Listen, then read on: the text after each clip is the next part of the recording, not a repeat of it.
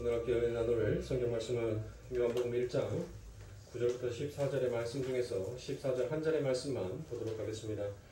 요한복음 1장 14절의 말씀 한 말씀만 함께 공독하여 보도록 하겠습니다.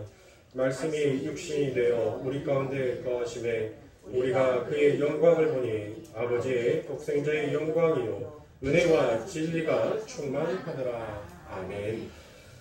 자, 완전한 하나님이신 예수다라는 이 말씀을 가지고 함께 여러분들과 은혜를 나누도록 하겠습니다. 그래서 지난주에 여러분들과 14절에 대한 이 말씀을 나누다가 맞춘 줄 압니다.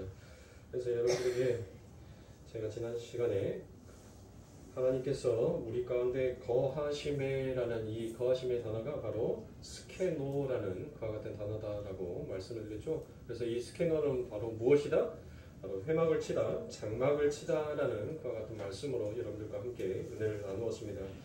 그러면 지금 현재 왜 사도 요한이 그냥 말씀이 육신이 되어 우리와 함께 거하심에라는 이 말씀 안에 어떤 뜻을 가지고 이 지금 요한이 거하심에 회막을 치다라는 이와 같은 뜻을 가진 스케노라는 이 단어를 사용해서 굳이 이곳을 썼는지에 대해서 우리가 한번 더 자세하게 한번 살펴보도록 하겠습니다.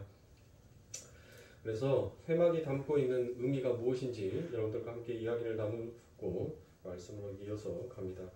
자, 회막은 항상 이스라엘의 진영의 중심에 있었지요. 그렇죠? 그래서 회막의 동편에는 동서남북으로 해서 여러분들 각각 세 지파씩이 나누어져요. 그렇죠? 어디를 중심으로? 회막을 중심으로. 그러니까 회막은 한 가운데 있는 거예요. 항상. 이 한 가운데 있는 이 회막을 중심으로 인하여서 동서남북으로 나눠지는데, 자, 회막 다음에 누가 진을 치죠?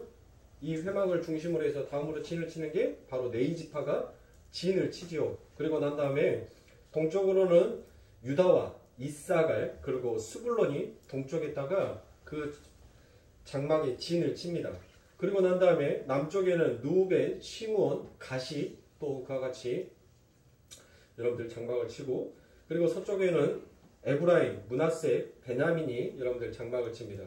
그리고 난 다음에 항상 북쪽에는 단과 아셀과 납달리 이 지파들이 여러분들 진을 쳐요. 그러니까 여러분들 바로 이 모양이에요. 제가 요거 그리다가 잠깐 시간을 좀 지체를 했는데, 그러니까 봐보세요. 이렇게 회막이 있잖아요. 항상 모든 12지파들이 항상 이렇게 어디에 진영을 칠 때는 여러분들 이렇게 진영을 치는 거예요. 이렇게 회막을 중심으로 이 레이지파가 이 회막을 뺑 둘러서 진을 칩니다. 그리고 동서 남북으로 해서 이렇게 각 세 지파들이 이 회막을 중심으로 네 지파를 중심으로 인하여서 또 이렇게 진을 치는 거예요. 그러면 여러분들 이 회막이 항상 가운데 있는 것을 보면 여러분들 딱 어떤 생각이 먼저 드세요? 그러니까 이 요한이 이 거하심에라는 이 뜻은 바로 하나님의 백성들은 누구 중심이다라는 거예요. 하나님 중심이다라는 것을 지금 설명하기 위하여서 거하심에 스케노, 회막을 치다, 장막을 치다라는 그와 같은 의미를 거기 안에다 부연하여 두고 있는 것입니다. 그러니까 교회의 중심은 여러분들 결국 누구입니까? 누가 교회의 중심이에요? 인간이 교회의 중심입니까? 바로 예수 그리스도가 교회의 중심이다라는 것을 지금 이 요한은 여기에다가 은밀히 그 의미와 뜻을 부연 설명하고 있는 것입니다. 그리고 회막에는 모세의 율법이 간직되어 있는 곳이죠. 언약궤 안에 바로 회막 안에 그 안에 바로 무엇이 있습니까? 모세의 율법이 있습니다. 그러니까 예수 그리스도가 뭐다라는 말씀이에요. 예수 그리스도가 바로 율법이다라는 그와 같은 말씀입니다. 이 부분에 대해서 여러분들이 잘 이해가 안 가시면 요한복음에 제가 몇 번째 설교에서 이 부분에 대해서 설명을 드렸는지는 잘 모르겠지만 제가 이 부분에 대해서 여러분들에게 설명을 드렸던 것으로 기억이 납니다. 그래서 왜 예수 그리스도가 율법인지에 대해서는 여러분들이 제가 오늘도 이렇게 얘기를 드리겠지만 지난 설교들에 대해서 한번 여러분들이 다시 한번 들어보면 예수가 왜 율법이었는지를 여러분들이 아시게 될 겁니다. 자, 그분이 사신 삶 자체가 바로 율법이었던 것입니다. 그래서 시편 40편 8절의 말씀에 보면 나의 하나님이여 내가 주의 뜻을 행하기를 즐기오니 주의 법이 나의 심중에 있나이다 하였나이다 라고 그와 같이 말씀합니다. 그러니까 율법이라는 것은 무엇입니까? 율법이라는 것은 바로 하나님의 성품인 것이고 하나님과 언약 관계에 맺은 어떤 존재가 그 언약 관계 속에서 살아가는 바로 라이프 스타일을 나타내는 것, 드러내는 게 그게 율법이더라는 거예요. 그러니까 율법을 여러분들 더욱더 쉽게 설명을 하면 바로 율법은 뭐다? 율법은 바로 하나님의 성품을 나타내는 것이 그게 율법이에요. 그러니까 나는 바로 이와 같은 존재다. 그 하나님의 존재의식을 인간들에게 설명하여 준 것이 그게 바로 율법이더라는 거예요. 율법. 그러니까 그 율법이라는 것은 여러분들 하나님은 나라에 하나님의 백성들은 반드시 그렇게 하나님과 같은 자의 삶을 살아갈 수밖에 없다라는 것을 하나님께서 가르치시는 거예요. 그런데 인간이 하나님이 없이 여러분들 인간이 그 법을 온전하게 실천하면서 살아갈 수가 있습니까? 없잖아요. 그렇죠. 그래서 하나님께서는 그 율법을 통하여서 누구를 의지하라고? 바로 예수 그리스도를 의지하라고 하나님을 믿으라라고 그래서 하나님께서 율법을 주신 거예요. 나의 성품이 내가 하나님됨이 바로 이것이다라는 것을 지금 설명하여 주고 있는 것이 그게 바로 율법의 진리인 것입니다. 그래서 너희들도 그렇게 살아주렴. 이게 바로 율법이 우리에게 주어졌다라는 것입니다. 그래서 율법은 여러분들 나쁜 것이다게요? 나쁜 것이 아니다라고 얘기합니까? 나쁜 것이 아니다라고 얘기하잖아요. 그렇죠. 바울 서신에 보면 하나님의 율법에 또 한 의가 나타났으니 라고 그와 같이 말씀이 있습니다. 그러니까 율법이 뭐라는 것입니까? 율법도 하나의 의다라고 얘기를 합니다. 그러면 의가 여러분들 무엇입니까? 의는 여러분들이 이제 잘 설명을 할 수 있겠죠? 의는 너와 나의 그 관계 속에서 그 관계가 맺고 있는 그 자리에서 성실히 그 일을 행하여졌을 때 그게 의로운 관계다라고 우리가 그와 같이 얘기를 하죠. 그러니까 그 의라는 것은 여러분들 하나님과 인간의 관계, 그러니까 창조주와 피조물의 관계, 그 관계 속에서 창조주는 창조주의 역할을 잘 하면 되는 거고 피조물은 피조물의 그 역할을 잘 하는 것이 그게 의다라는 것이에요. 그런데 인간은 여러분들 이것을 의로 여기지 않더라는 것입니다. 그렇죠. 그걸 의로 여기지 아니하였으니까 여러분들 자꾸 뭐 하려고 합니까? 율법을 지키자로 가지 않습니까? 더욱더 착하게 살자. 율법을 지키자. 그러니까 하나님께서 우리들에게 주신 그 온전한 뜻을 여러분들 사람들이 전부 다 오해를 해버리더라는 것이에요. 전부 다 그 뜻을 왜곡을 시켜버리더라는 것입니다. 그러니까 자꾸 그 안에다가 하나님께서는 그 피조물의 관계를 지키라는 것은 뭐예요? 여러분들 종이 아무리 밭에 나가서 여러분들 수십 년을 일하여서 그 불어오는 바람만 봐도 여러분들 이 논에 물꼬를 터야 되는지 물꼬를 트지 말아야 되는지 여러분들 알아요 몰라요? 알아요. 안단 말이에요. 숱하게 해년마다 그 농사를 지어봤기 때문에 이 바람이 불면 어떻게 벼를 해야 되고 이 바람이 불면 벼를 어느 쪽으로 해야 되는지를 거기 종들은 여러분들 너무나도 잘 알고 있단 말이에요. 그런데 주인이 뭐라 해요? 주인이 물꼬를 트지 말라라고 하면 여러분들 종은 무엇하면 돼요?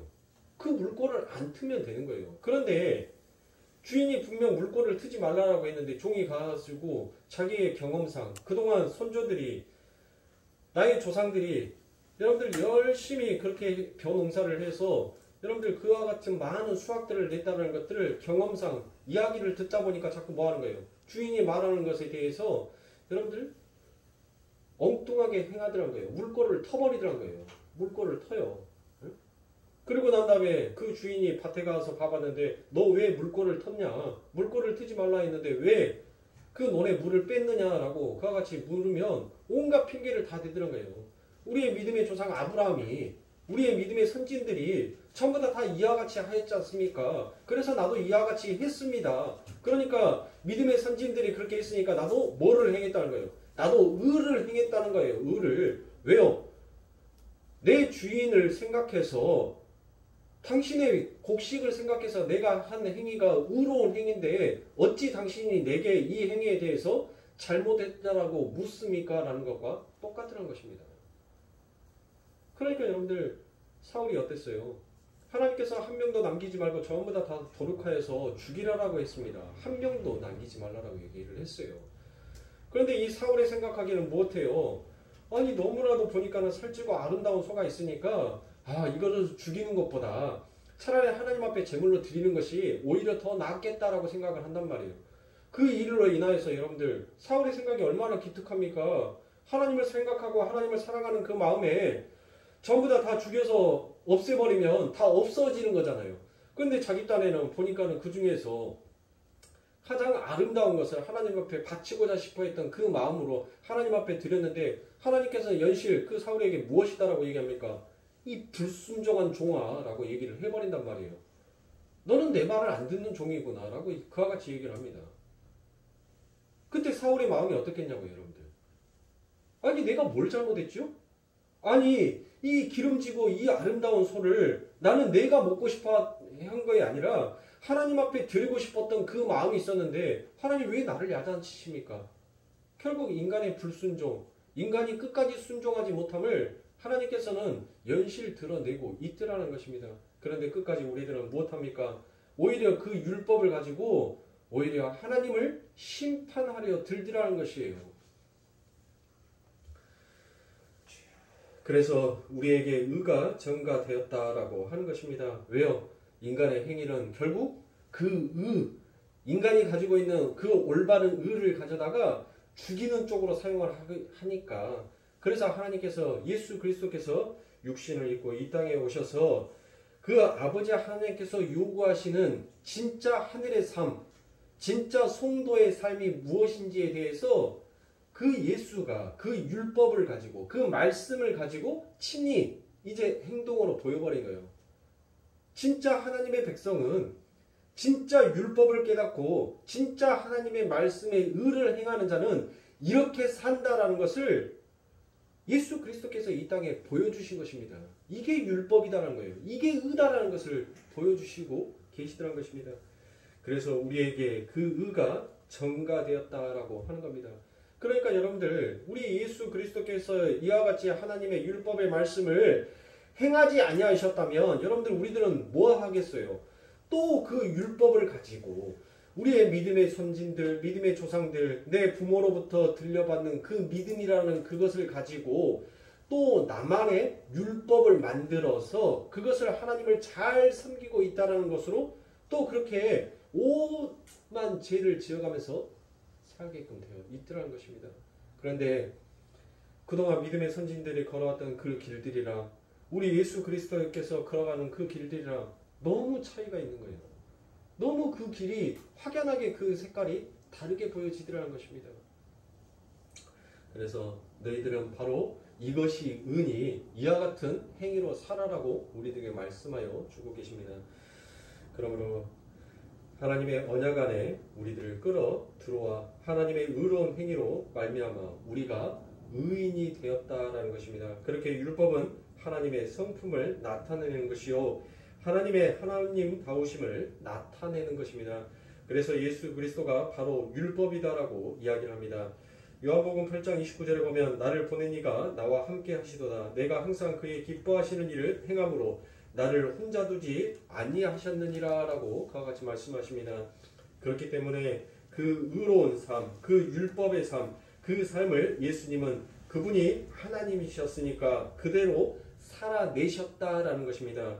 그분이 율법 자체였다는 말을 지금 이와 같이 설명을 하고 있습니다. 예수님이 사람들 사이에 거하실 때 회막이 율법이 갖고 있는 그 회막이 사람들에게 둘러쳤다라는 이와 같은 표현을 하고 있는 것입니다. 그래서 이스라엘의 회막은 누가 거하시는 곳이에요? 바로 하나님이 거하시는 초소다라고 우리가 알고 있습니다.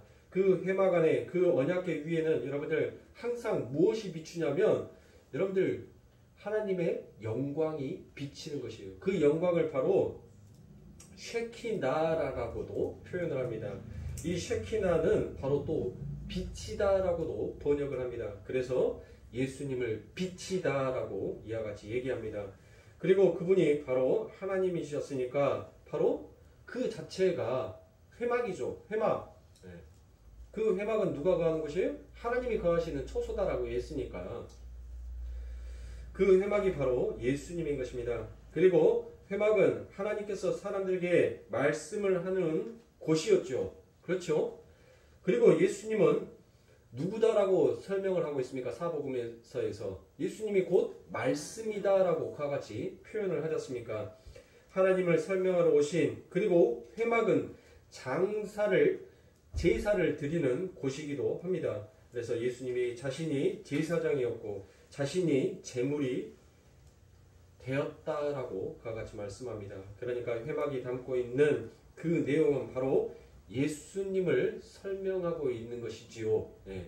제가 그래서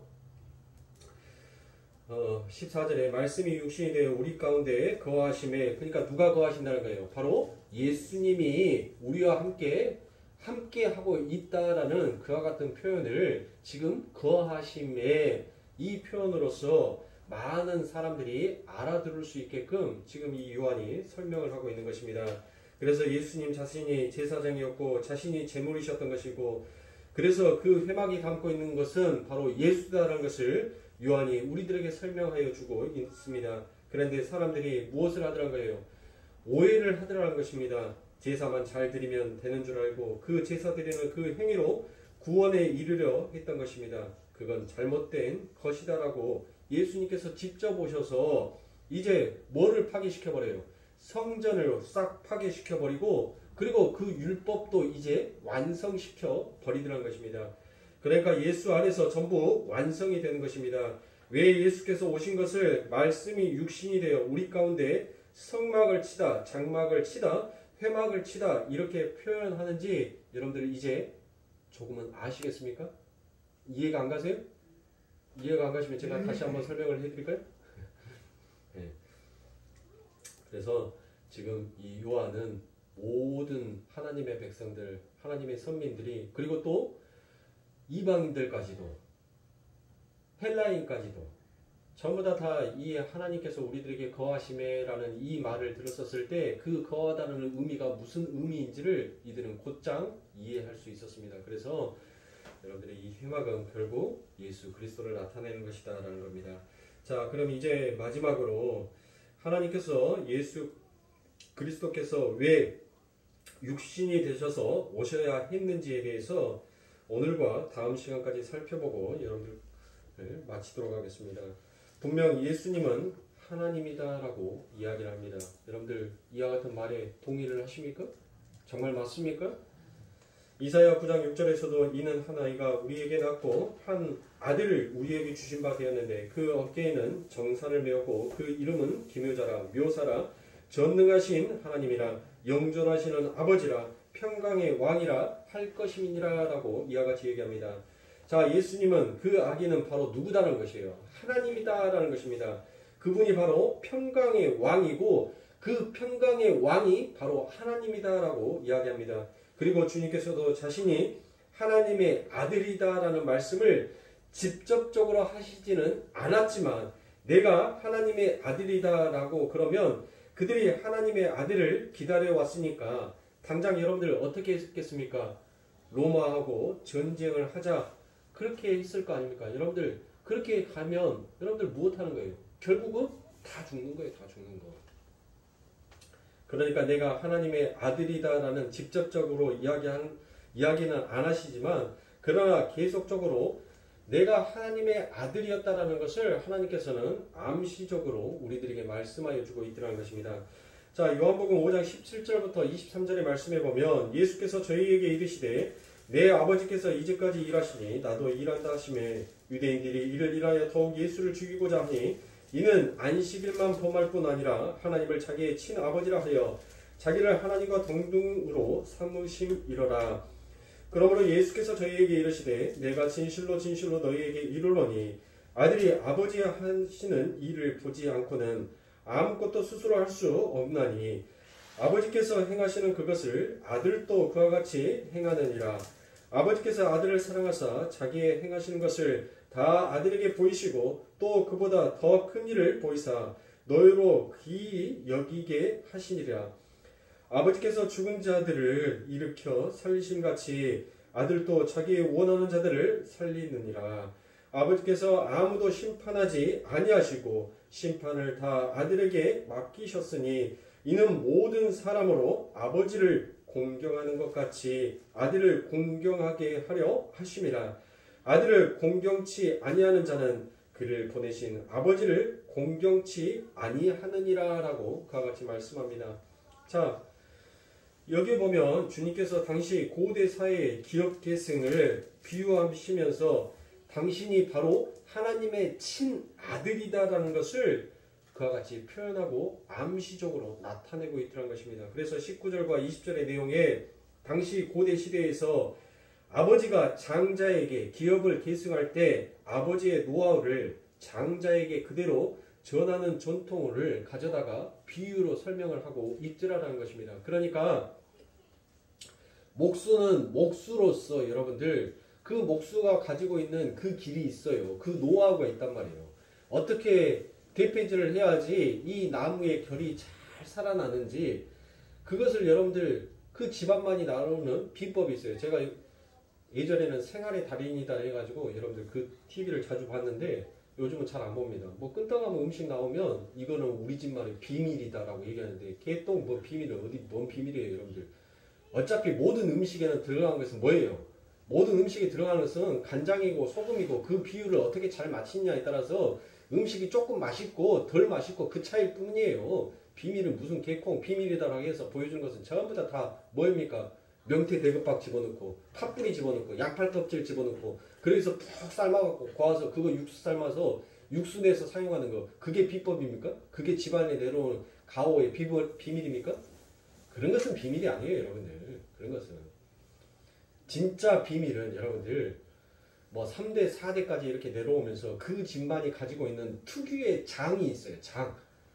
네, 여러분들 집집마다 여러분들 장 맛이 다 똑같을 것 같은데 집집마다 장 찍어서 먹어보면 장 맛이 다 틀려요. 조금씩 다 틀리다니까요. 김치 맛도 여러분들 봐보면 다 김치 맛이 다 같을 것 같은데 김치 맛이 조금씩 다 틀려요. 예? 그것은 오직 그 부모가 가지고 있는 것을 그 솜씨를 누구한테 가르쳐주는 거예요? 아니, 남들한테 가르쳐줘요? 자식한테 가르쳐주는 겁니다. 자식한테. 지금 예수님께서는 바로 그 말씀을 하고 있는 거예요. 너희들이 목수면 그 목수에 너희들이 그 밥벌이 하기 위해서 너희들만이 그 나무를 키는 그 기술을 너희들은 남들에게 가르쳐 주겠니? 그게 너희들의 밥벌이인데 그거 남들한테 가르쳐 주겠니? 그걸 누구한테 가르쳐 준 거예요? 그 대를 이어서 계승을 장자에게 너희들이 가르쳐 주지 않겠느냐?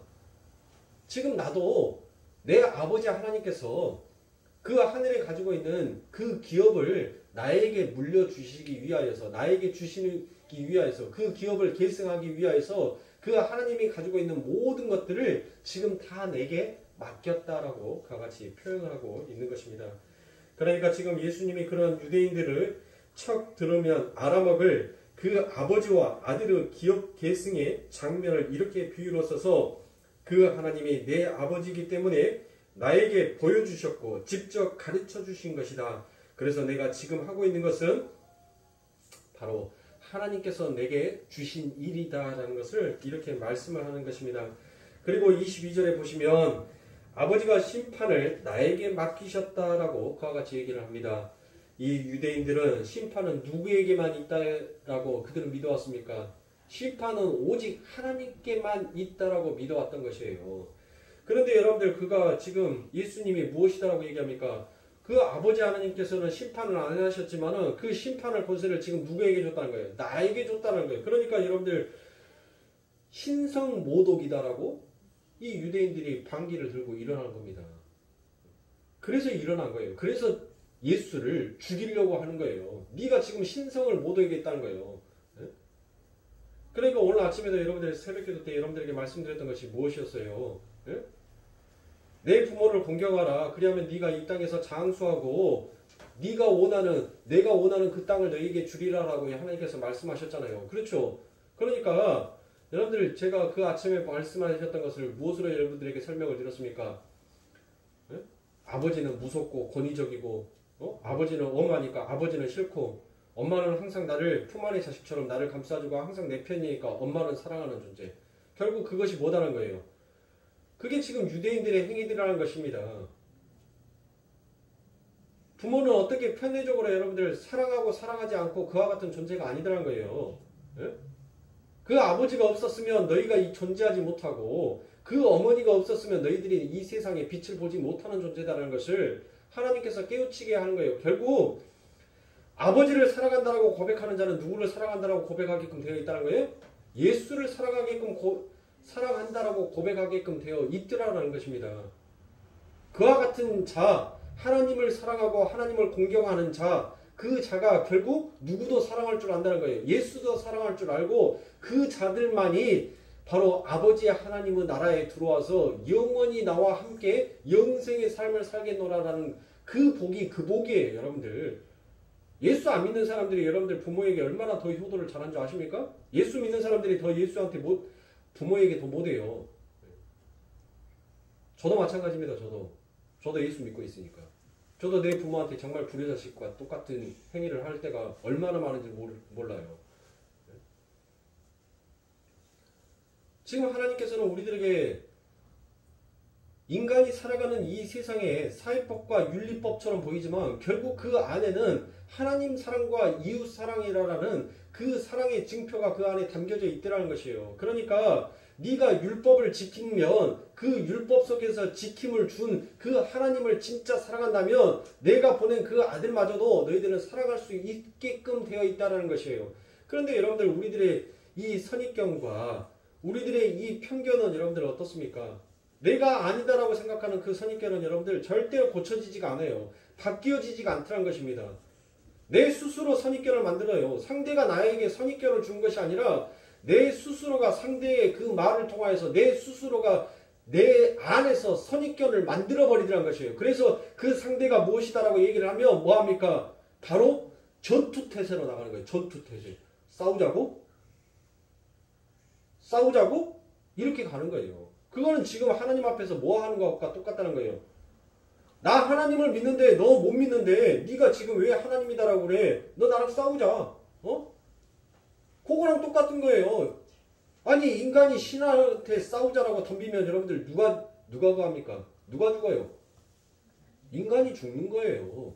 그것을 하나님께서는 내 부모를 공경하라. 그와 같이 말씀을 준 것이에요. 그러니까 교회 안에서는 여러분들 부모를 공경하라니까 꼭 내 부모만 공경하라는 것이 아니에요. 나보다 위에 계신 분들, 그 분들이 전부 다 뭐예요? 나의 부모와 같은 존재입니다. 그러니까 보이는 그 어른들을 잘 공경할 줄 아는 자가 누구도 공경할 줄 안다는 거예요? 하나님도 공경할 줄 안다는 거예요. 그런데 누구는 좋아서 내가 공경하고 누구는 싫으니까 여러분들 차별을 한다는 것은 그거는 있을 수가 없는 것입니다. 그거는 아직 하나님의 은혜가 무엇인지 하나님의 생명의 열매가 무엇인지를 그 입으로 먹지 못한 자예요. 깨닫지 못한 자입니다. 그리고 자기에게 주어진 구원이 얼마나 값진지를 모르는 자, 마치 돼지에게 진주를 던져주는 것과 똑같은 그와 같은 행위를 하고 있더란 거예요. 씹어보니까 어때요? 마태가리도 없어요. 씹히지도 않아요. 그러니까 뭐합니까? 뱉어버리는 자와 똑같은 것이에요. 그래서 그 유대인들이 그렇게 화를 냈던 것입니다. 당시 고대 중동 지방에서 주어졌던 아랍어나 헬라어에 내가 누구누구의 아들이다 라고 이와 같이 표현하는 개념을 바로 대권자, 즉 대리인이다 라는 그와 같은 뜻으로 그들은 설명을 하고 그들은 받아들였습니다. 그러니까 예수님께서 이 땅에 오셨을 때 여러분들 예수님이 헬라어를 사용하셨다라고 하는데 여러분들 예수님은 헬라어를 사용하셨어요? 여러분들 예수님은 헬라어를 사용하시지 않았습니다. 예수님께서 사용하셨던 것은 아랍어였어요. 아랍어. 네. 아랍어로서 여러분들 말씀을 하셨고 그리고 이 사도의 시대가 열리고 난 뒤로부터 이 헬레니즘 철학이 들어옴으로 인하여서 이 헬라어를 그때부터 여러분들 사용을 하기 시작해요. 예수님 당시에는 아랍어를 사용했어요. 예? 예수님이 사용하셨을 때 예수님은 뭐 단어가 헬라어였다라고 얘기를 하는데 여러분들 예수님은 그와 같은 얘기를 안 하셨습니다. 그래서 예수님이 아랍어로 얘기를 하고 이것을 헬라어로 얘기를 했었을 때 내가 누구누구의 아들이다. 그러니까 영어로 하면은 아들이 뭐예요? son이죠. son이다라고 얘기를 하면 그거는 바로 그 안에 대리인, 그 아버지의 대리인, 대권자라는 그와 같은 의미와 뜻으로 그들은 곧장 받아들였다는 것이에요. 그러니까 유대인들에 있어서 하나님의 아들, 그러면 단순히 진짜 하나님의 아들이라는 뜻도 있었지만 하나님으로부터 어떤 고난을 받아서 그 권세를, 그 힘을 갖고 하나님이 통치하라고 시킨 것들을 통치하는 자, 그 자들도 하나님의 아들이다라고 이와 같이 그들은 쉽게 받아들였습니다.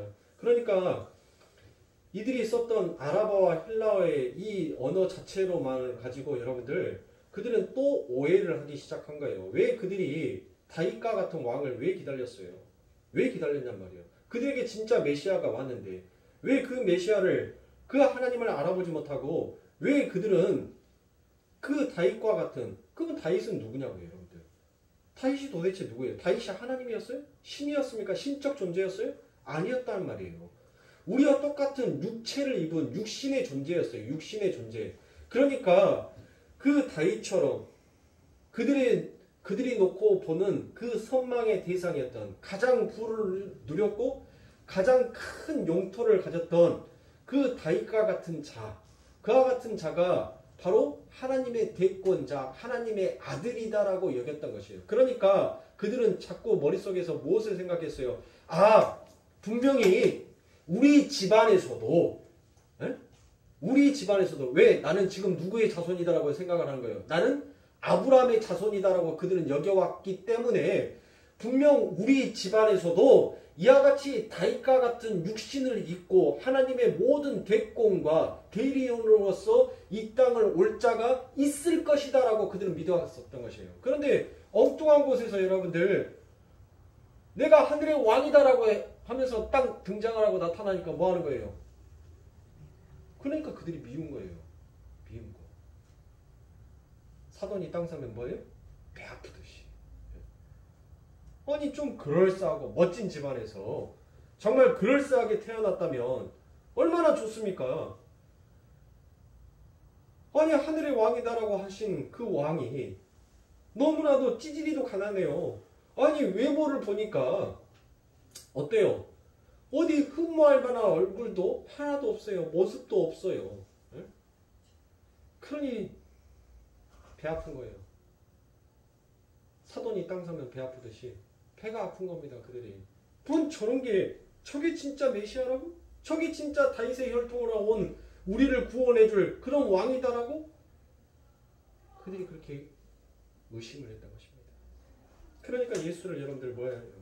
더 믿지 못하다는 것입니다. 그래서 유대인들은 신정국가인 이스라엘을 다스리는 왕, 그 왕들은 사람이지만 그들은 하나님의 아들이다라고 그와 같이 불렀습니다. 그리고 신정국가는 하나님이 다스려야 되는데 하나님께서 어떤 왕을 세우셔서 대신 다스리게 되니까 그들이 바로 하나님의 아들이다라고 그들 스스로는 그와 같이 불렀더라는 것입니다.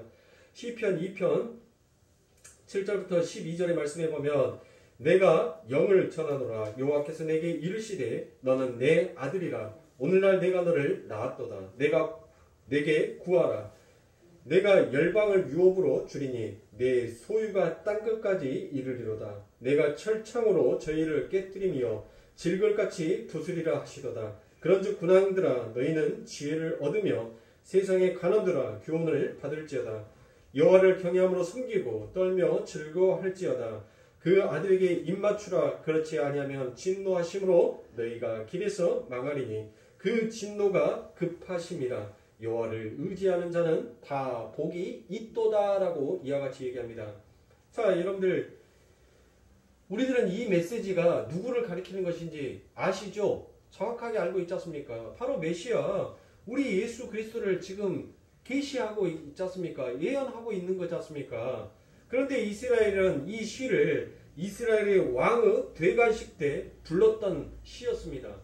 그러니까 이스라엘의 왕을 이스라엘 사람들은 하나님의 아들이다라고 그와 같이 불렀어요. 그래서 하나님께서 창세기 6장에서 노아 홍수 전에 그 노아의 홍수가 왜 일어났는지에 대한 그 이유를 반드시 설명을 하고 계십니다. 그 이유가 무엇이다라고 얘기합니까? 하나님의 아들들이 사람들의 딸들을 보고 자기가 좋아하는 대로 전부 아내를 삼았기 때문이다라는 그와 같은 근거로 심판을 하시더라라는 것입니다.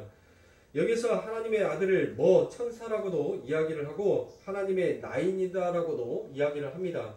그리고 사람의 딸들은 바로 가인의 나인들 뭐 이렇게 해석들도 하는데, 그러면 심판의 근거가 하나님의 자녀들의 타락 때문에 심판이 온다라고 되잖아요. 그렇죠? 아니 성경의 말씀만을 여러분들 우리가 그대로 보면 하나님께서 그 심판의 근거를 무엇으로 잡았어요? 사람이 땅 위에 번성하기 시작할 때에 그들에게서 딸들이 나니 하나님의 아들들이 사람의 딸들의 아름다움을 보고 자기들이 좋아하는 모든 자로 아내를 삼는지라. 여러분들 이 말씀만을 딱 놓고 보면 하나님께서 심판의 근거를 무엇으로 삼고 있다는 거예요? 하나님의 아들들이 죄를 범함으로 여러분들 그 죄로 인하여서 하나님의 아들들이 타락함으로 인하여서 하나님께서 심판을 하셨다라는 그와 같은 그 말씀으로 우리가 볼 수 있잖아요. 그와 같이 해석할 수도 있잖아요.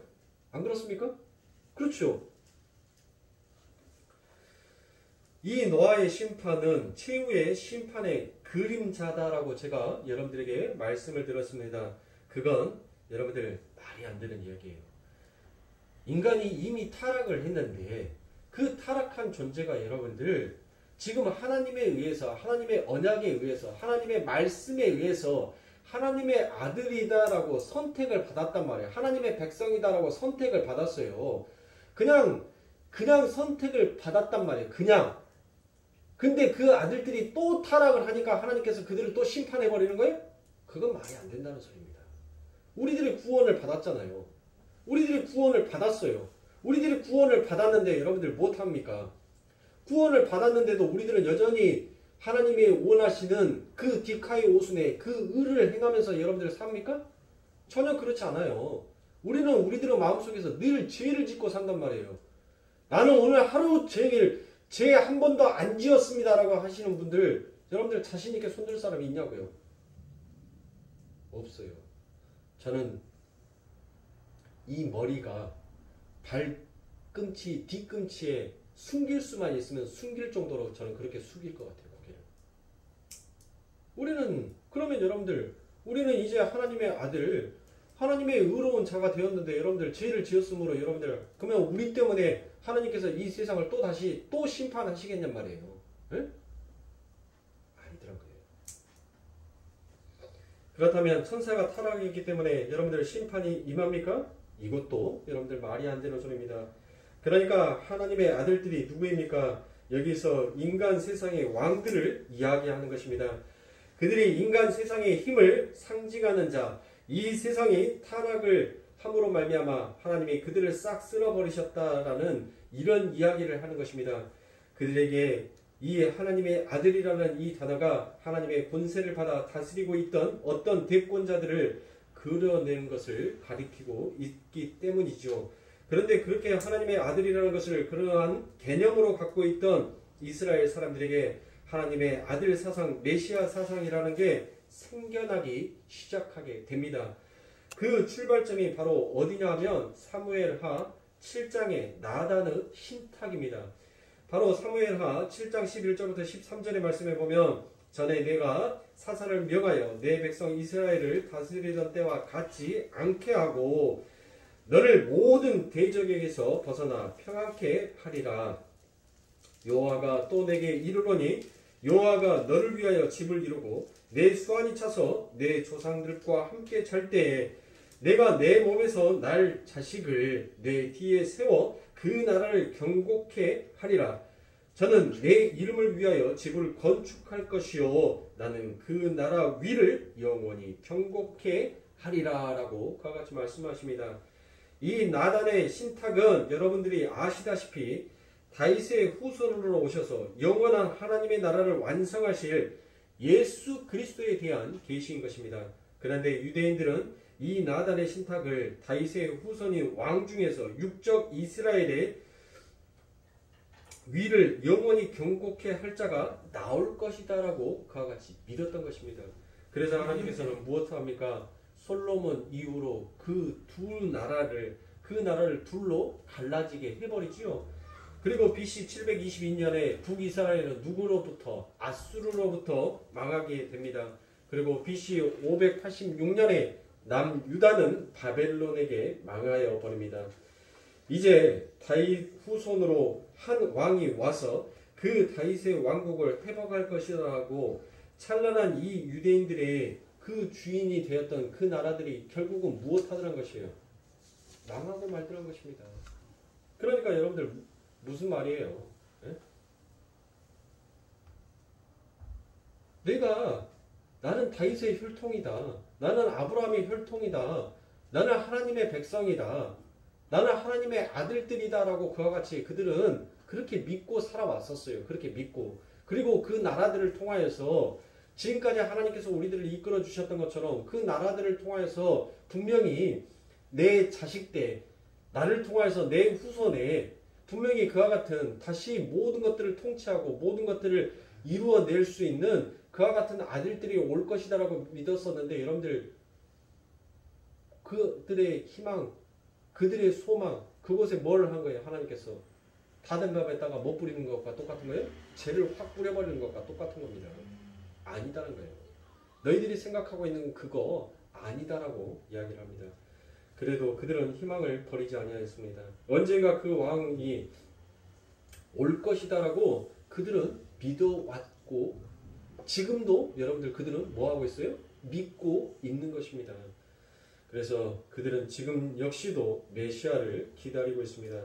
특히 이스라엘 사람들이 바벨론에 끌려가서 거기에서 새로운 희망을 부풀렸는데 바로 다니엘서 7장 9절에 보면 그 내용이 나옵니다. 다니엘서 7장 9절부터 14절에 보면 내가 보았는데 왕자가 놓이고 이쪽부터 항상 계신 이가 자정하셨는데 그 옷은 희기가 눈 같고 그 머리털은 깨끗한 양의 털 같고 그 보좌는 불꽃이요 그 밖에는 붙는 불이며 불이 강하여 흘러 그 앞에서 나오며 그에게 수종하는 자는 천천히요 그 앞에 시위한 자는 만만이며 심판을 베푸는데 책들이 펴 놓였더라. 자, 누굽니까 이게? 이게 바로 하나님이죠. 여러분들과 함께 우리가 계시록을 공부했었을 때 여러분들 여러 번 보았던 말씀입니다. 자, 이 구절이 11절에서 그대로 나옵니다. 그때 내가 그 큰 말하는 작은 뿔의 목소리로 인하여 주목하여 보는 사이에 짐승이 죽임을 당하고 그 시체가 상한 바 되어 붙는 불에 던진 바 되었으며 그 남은 모든 짐승은 그 권세를 빼앗겼으나 그 생명은 보존되어 정한 시기가 이르기를 기다리게 되었더라. 내가 또 밤 이상 중에 보았는데 인자 같은 이가 하늘 구름을 타고 와서 옛적부터 항상 계신 자에게 나아와 그 앞에 인도되매 그에게 권세와 영광과 나라를 주고 모든 백성과 나라들과 각 방언하는 자로 그를 섬기게 하였으니 그 권세는 영원한 권세라 옮기지 아니할 것이요 그 나라는 패하지 아니할 것이니라 라고 그와 같이 말합니다. 그러니까 여러분들 이 뒤에 나오는 이 말을 가지고 그들이 여러분들 어떤 부푼 꿈을 갖고 있었냐면 아직도 이 이스라엘 백성들은 예수 그리스도를 메시아다라고 인정을 하지 않아요. 왜요? 이 다니엘서에 나와 있는 이 말씀이 결국 어디로 이어지기 때문에 요한계시록으로 이어지죠. 근데 그 요한계시록은 여러분들 성경의 마지막 완성이잖아요. 완성. 이미 모든 것들이 완료가 되는 것을 그 끝부분에 여러분들 전부 다 기록하여 놓고 있잖아요. 그런데 이 이스라엘 백성들이 여러분들 왜 안 믿는 거예요? 왜 예수를 안 믿습니까? 왜 다시 그들이 메시아를 기다리는 겁니까? 아직 세상에 뭐가 오지 않았어요? 심판이 오지 아니하였기 때문입니다. 그래서 13절에 내가 또 밤 이상 중에 보였는데 인자 같은 이가 하늘 구름을 타고 와서 옛적부터 그러니까 옛적부터라는 것은 뭐예요? 하나님께서 창조하셨을 때 하나님께서 당신의 백성들을 불렀었을 때 그때부터 계셨던 그때부터 세워졌던 자에게 나와 그 앞에 인도됨에 그에게 뭐를 주어버린다고 해요? 뭐를? 그에게 권세와 영광과 나라를 주고 모든 백성과 나라들과 각 방언하는 자로 그를 섬기게 하였으니 지금 우리는 누구를 믿는 자입니까? 예수 그리스도를 믿는 자이죠? 예수 그리스도를 믿는 자이니까 우리 하나님께서 누구에게 그 권세를 주셨어요? 바로 예수 그리스도에게 그 권세와 영광과 나라를 주셨잖아요. 그리고 그 예수 그리스도가 아버지 하나님의 나라로 가고 성령님이 우리들에게 임하여지자 여러분들 무슨 사건이 일어납니까? 오순절 마가의 다락방에서 여러분들 각 나라의 방언을 하던 자들이 한마음 한뜻으로 누구의 이름을 부르더란 거예요. 예수의 이름을 부르지 않습니까? 그를 섬기게 하였으니 그 권세는 영원한 권세라라고 얘기를 하잖아요. 그러니까 예수 그리스도의 그 권세가 여러분들 결국 우리에게까지 여러분들 영원히 임하여졌잖아요. 우리들이 헬라어를 알아요? 히브리어를 압니까? 우리가 라틴어를 알아요? 아랍어를 알아요. 우리는 여러분들 그들이 말하는 말을 들으면 여러분들 우리는 이방인이에요. 전혀 뭔 말을 하는지를 그들이 하는 말을 도저히 알아들을 수가 없어요. 알지를 못한단 말이에요. 그런데 우리에게 그 권세가 임하였어요. 그 영원한 권세. 그 아버지 하나님께서 세상 끝날 때까지 내가 너희와 함께 하겠노라는 그 아버지 하나님의 그 율법이 그 말씀이 그 하나님의 하나님 되심이 우리들의 삶 가운데 나타났잖아요. 그래서 우리들은 예수 그리스도 지저스 예수 그리스도 하면 여러분들 모든 사람들이 전부 다 알아먹는 공통어가 되어버렸단 말이에요. 공통어. 그리고 그 나라는 여러분들 뭐 한다라고 얘기합니까? 피하지 아니한다라는 것입니다.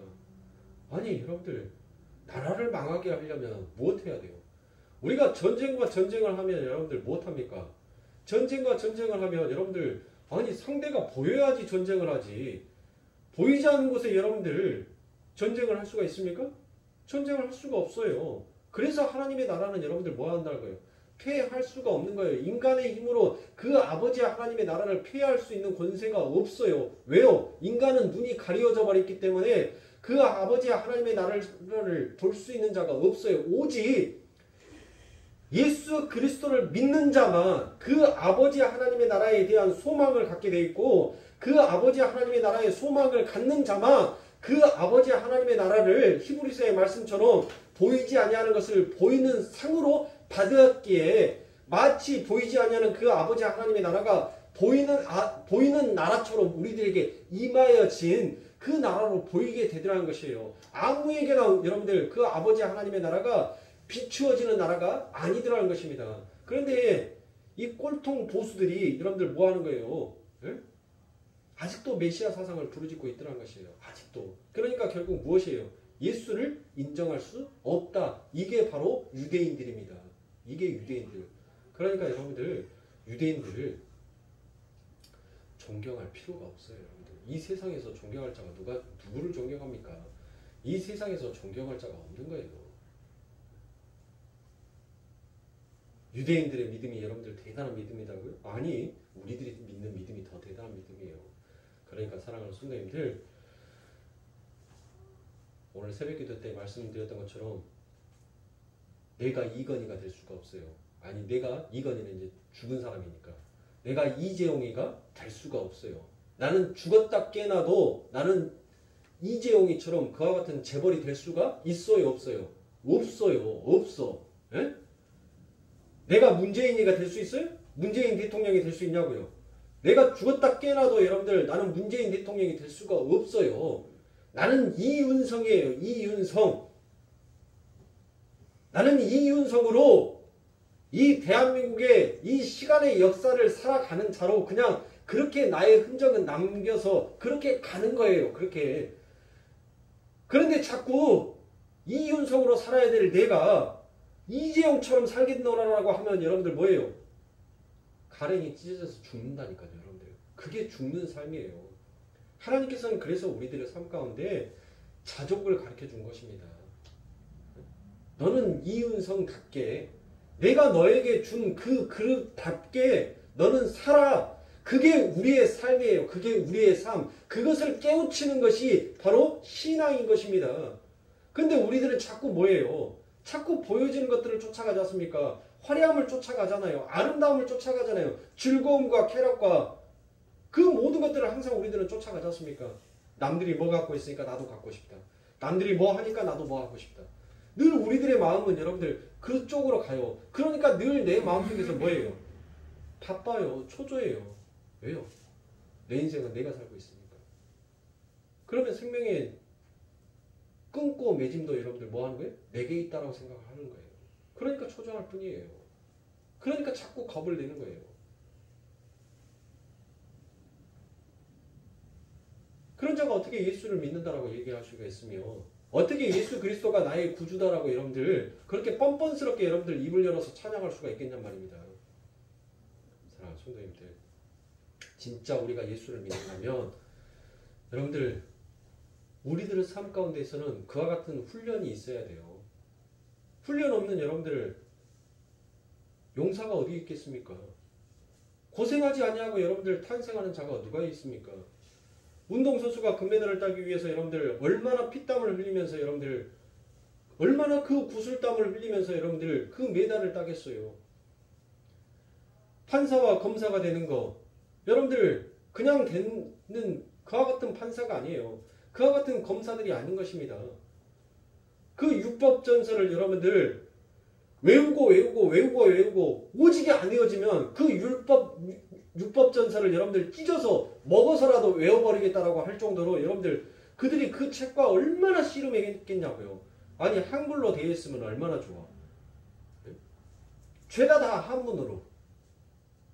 그 한문으로 되는 그 책들을 머릿속에 다 집어넣으려고 하니 여러분들 이놈의 머리가 얼마나 깨질 줄 아프겠냐고요. 그런데 그들이 그 마지막 소망이라는 그 빛을 보고 가더라는 것이에요.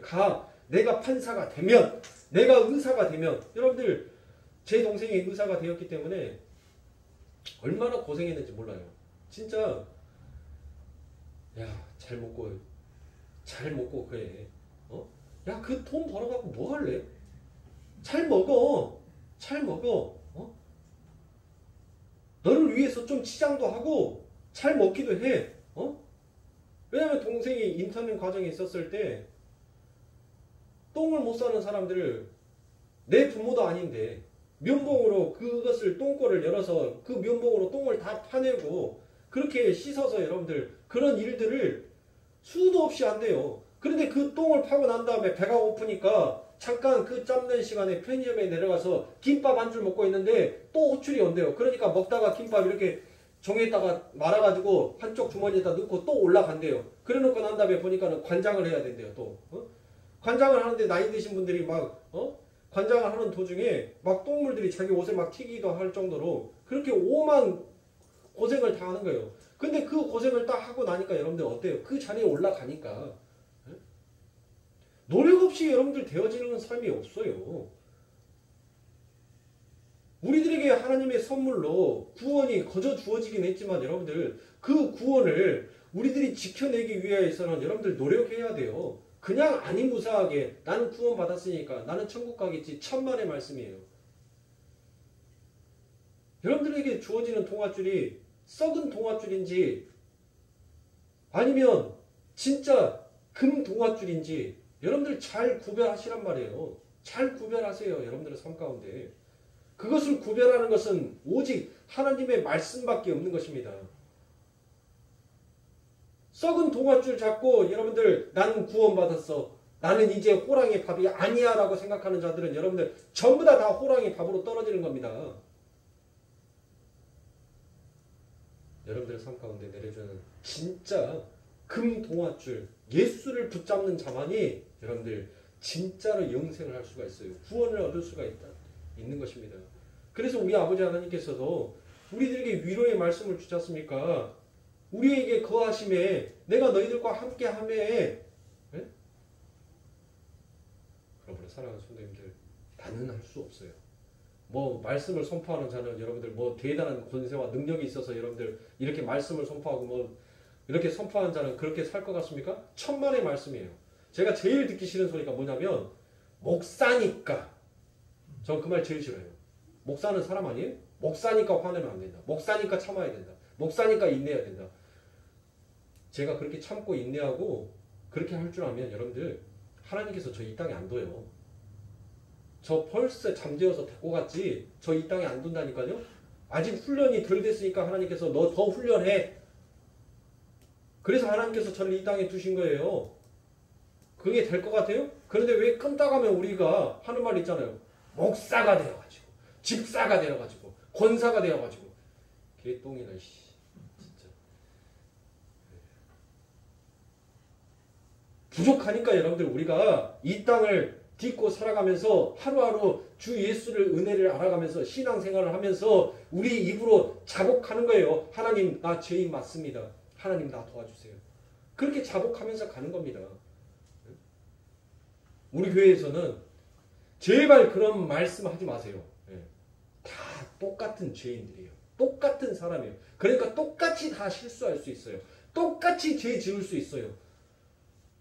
우리의 선입견, 우리의 편견으로 우리가 걸어가야 될 진짜 참된 그 신앙의 길을 여러분들 그것이 걸림돌이 되어서 신앙생활에 넘어지시면 안 됩니다. 왜 자꾸 그와 같은 선입견, 왜 그 선을 만들어 놓냐고요. 그러니까 시험 드는 거예요. 그러니까 교회가 세상은 권사가 되어가지고 안 믿는 남편이 아내가 되어가지고 그렇게 말하면 뭐라 할 거예요? 에? 그러니 사랑하는 성도님들 우리들은 마음속에서 그 선을 우리 예수 그리스도께서 우리와 함께 거하심에 그 율법을 완성함으로 그 율법을 지워버리심으로 우리들을 이미 아버지 하나님의 나라를 백성으로 그와 같이 똑같은 대권자 그 대리인으로 우리는 이 땅에 살게끔 하여 주셨어요. 그러니 사랑하는 성도님들 열심히 노력하셔야죠. 금 동아줄 잡기 위해서 열심히 여러분들 점프라도 하셔야지요. 나무까지 위에라도 여러분들 올라가야지요. 하나님께서 호랑이가 쫓아오는데 여러분들 제가 지금 무슨 이소무아 얘기하고 계시는지 알고 계시죠? 네. 호랑이 쫓아오는데 그 나무 밑에서 금 동아줄이 내 앞에까지 내려와 주기를 기다리고 있으면 호랑이 밥 되는 거예요. 마귀의 밥 되는 거예요. 여러분들 움직여야 돼요. 내 팔을 움직이고 내 다리를 움직이고 내 입술을 움직이고 내 눈을 똑바로 그 초점을 잘 보고 주시해서 그 줄을 잡아야죠.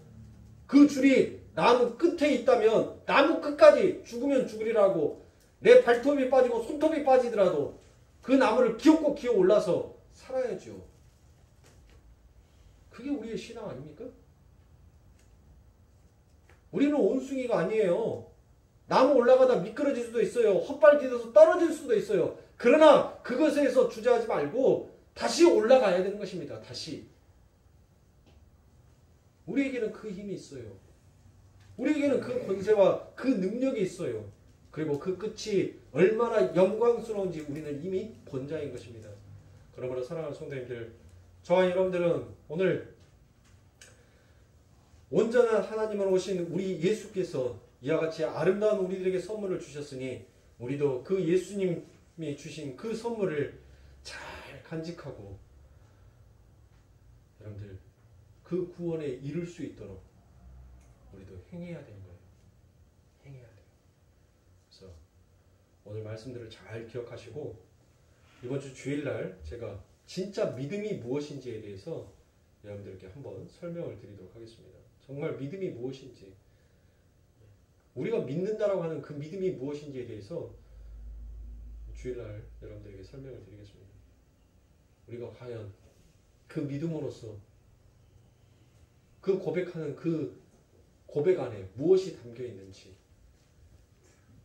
오늘 말씀들을 잘 들으시고 우리 하나님께서 우리들에게 원하시는 그 고백은 바로 그 믿음이 들어간 거예요. 믿음. 저와 여러분들은 단 한순간이라도 그와 같은 참된 고백으로 하나님을 영화롭게 하고 하나님을 영광스럽게 하고 하나님을 기쁘시게 할 수 있는 우리의 인생과 삶이 되기를 늘 우리들은 간구하면서 살아야 할 줄 믿습니다. 기도하겠습니다.